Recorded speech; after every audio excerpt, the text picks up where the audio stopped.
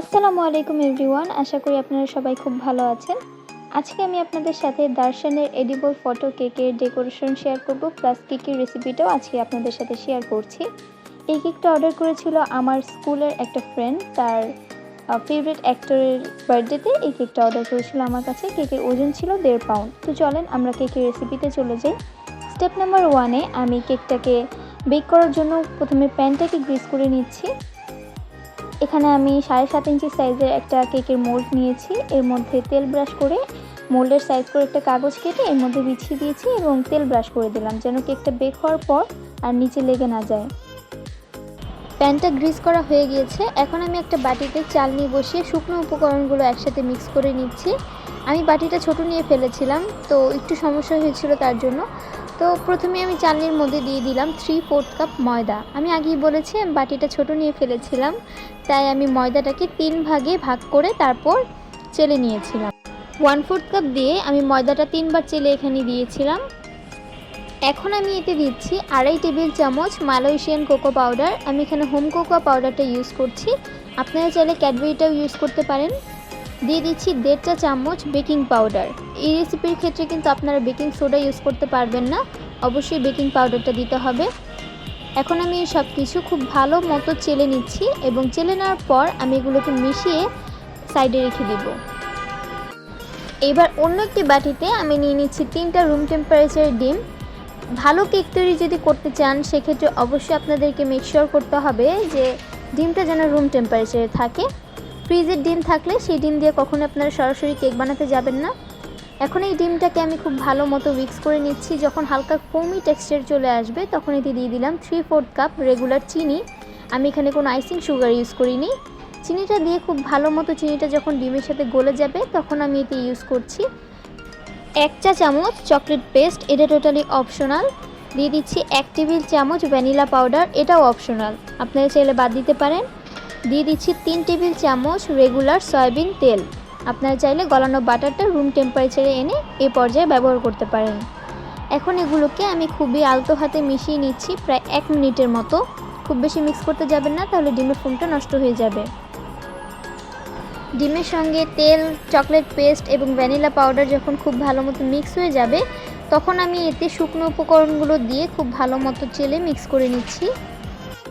আর হ্যাঁ, চকলেট কেকের শুকনো উপকরণগুলো আপনারা 2 থেকে 3 বার চেলে তারপর ডিমের সাথে মিক্স করবেন, কারণ 2-3 বার চেলে নিলে এর ভেতরে একটা এয়ার ক্রিয়েট হয় যার কারণে আমাদের কেকটা খুব ভালো মতো ফুলে ওঠে। এবং শুকনো উপকরণটা মেশানোর সময় খেয়াল রাখবেন অধৈর্য হওয়া যাবে না এবং খুবই আলতো হাতে মিশিয়ে নিতে হবে। এই পর্যায়ে যদি আপনি তাড়াহুড়া করেন সেক্ষেত্রে আপনার ডিমের ফোমটা তো নষ্ট হবেই, পাশাপাশি আপনার কেকটাও ফুলবে না এবং চুপসে যাবে। একদম শেষের পর্যায়ে শুকনো উপকরণটা দেওয়ার পর আমি এখানে ইউজ করছি 1.5 টেবিল চামচ রুম টেম্পারেচারে থাকা পানি, কারণ কেকের ব্যাটারটা একটু ঘন হয়ে যাচ্ছিল, তাই আমি এখানে পানিটা ইউজ করছি। এটা আপনাদের লাগতেও পারে নাও লাগতে পারে, আপনারা বুঝে নেবেন যে ব্যাটারটা খুব বেশি ঘন হয়ে গেল কিনা। স্প্যাচুলা দিয়ে চারপাশটা খুব ভালো মতো চেয়েছে আমি আবারও ভালো মতো একদম নিচ থেকে উল্টে পাল্টে মিক্স করে নিচ্ছি, যেন নিচে ময়দা জমে থাকলে কিংবা তেল জমে থাকলে সেটা যেন ব্যাটারের সাথে খুব ভালো মতো মিক্স হয়ে যায়। আপনারা কিন্তু একটা বিষয় অবশ্যই মাথায় রাখবেন, ওভার মিক্স করতে যাবেন না, তাহলে কিন্তু কেকটা আর ফুলবে না। এই জিনিসটা আমি আপনাদেরকে বারবার রিমাইন্ড করছি। এখন আমি এই কেকের ব্যাটারটাকে আগে থেকে গ্রিস করে রাখা কেকের মোল্ডে দিয়ে আমি চুলায় বেক করে নিচ্ছি একদম লো আছে, কমপক্ষে 40 থেকে 45 মিনিটের মতো। এখন আমি কেকটাকে সম্পূর্ণ ঠান্ডা করে নিব। ডেকোরেশনের আগে অবশ্যই কেকটা সম্পূর্ণ ঠান্ডা হতে হবে, তা নাহলে হুইপ ক্রিম দিয়ে সাজানোর সময় ক্রিমটা গলে যাবে। এখন আমি কেকটাকে ডিমোল্ড করে নিচ্ছি কেকের বোর্ডের উপরে। গরম অবস্থায় কেকটা ডিমোল্ড করতে গেলে অনেক সময় দেখা যায় কেকটা ভেঙে যায়, তাই আপনারা চেষ্টা করবেন কেকটা যখন সম্পূর্ণ ঠান্ডা হয়ে যাবে তখন মোল্ড আউট করতে। এখন আমি কেকটাকে 3টা লেয়ারে ভাগ করে কেটে নিচ্ছি, কারণ আমি আজকে কেকটাকে 3টা লেয়ারে তৈরি করব। প্রথম লেয়ারে আমি সুগার সিরাপ দিয়ে দিচ্ছি, যেহেতু স্পঞ্জ কেক তাই অবশ্যই কিন্তু সুগার সিরাপটা দিতে হবে, তা নাহলে কেকটা খাওয়ার সময় গলা আটকে যাবে। সুগার সিরাপটা খুব ভালো মতো কেকের উপরে আমি দিয়ে নিয়েছি। এখন আমি কেকের উপরে ক্রিম দিয়ে দিচ্ছি। আজকের কেকটা আমি হুইপ ক্রিম দিয়ে সাজাচ্ছি, আপনারা আপনাদের পছন্দ মতো যে কোনো ক্রিম ইউজ করতে পারেন, চাইলে সুইস বাটার ক্রিম ইউজ করতে পারেন কিংবা নর্মাল বাটার ক্রিম দিতে পারেন। এটা আপনাদের ইচ্ছা, তবে আমার কাছে কেকের অর্ডারটা এসেছিলো তো তাই আমি এখানে হুইপ ক্রিমটা ইউজ করেছি। হুইপ ক্রিমটাকে খুব ভালো মতো ছড়িয়ে দেওয়ার পর আমি এখানে টেস্ট বাড়ানোর জন্য দিয়ে দিচ্ছি চকলেট গানাশ। চকলেট কেক যেহেতু বানাচ্ছি তাই আমি অবশ্যই চকলেট গানাশটা তো লাগবেই। আর আমি আমার কেকে সবসময় চকলেট গানাশটা ব্যবহার করি, এতে করে টেস্টটা ভালো আসে। কেকের আরেকটা লেয়ার বসিয়ে আমি একইভাবে সুগার সিরাপ দিয়ে দিব এবং ক্রিম দিয়ে দিব। ক্রিম দেওয়ার পরপরই আমি একইভাবে আবারও চকলেট গানাশ দিয়ে দিচ্ছি। একদম নিচের লেয়ারটা কেকের উপরে উল্টো করে বসিয়ে আবারও সুগার সিরাপ দিয়ে দিলাম। এখন আমি এই কেকটাকে ক্রাম কোটিং দিয়ে নেব। ক্রাম কোটিং কেন দেওয়া হয় অ্যাকচুয়ালি সেটা আমি আপনাদেরকে বলি। অনেক সময় কেকটা ডেকোরেশন করার পর আমরা দেখতে পাই যে কেকের ফাইনাল লেয়ারে যখন আমরা ক্রিমটা ইউজ করি তখন কেকের গুঁড়াগুলো উপরে চলে আসে। এই ক্রাম কোটিং দেওয়ার পর আমরা কেকটাকে ফ্রিজে রাখি সেট হওয়ার জন্য।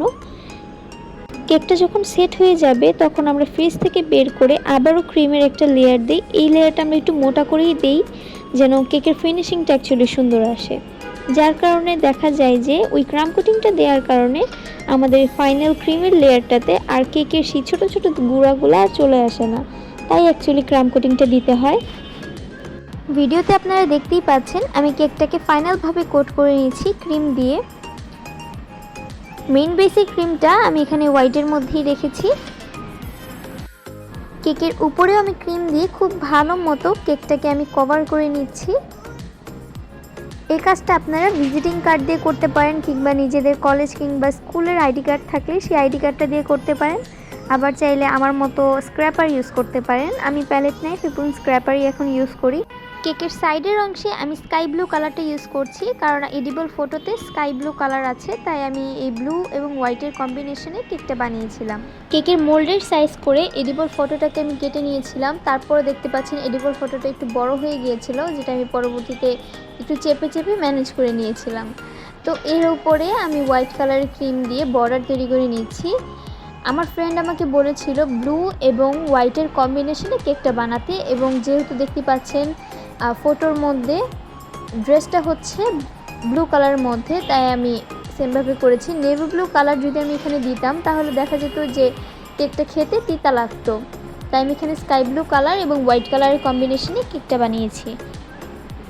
আর হ্যাঁ, কেকের ওপর ফটোটা বসানোর পর আমি সাথে সাথেই কিন্তু কেকটা ডেলিভারি করেছিলাম। তো আমার আজকের এই কেকের রেসিপি এবং কেকটা আপনাদের কাছে কেমন লেগেছে অবশ্যই আমাকে কমেন্ট সেকশনে জানাবেন।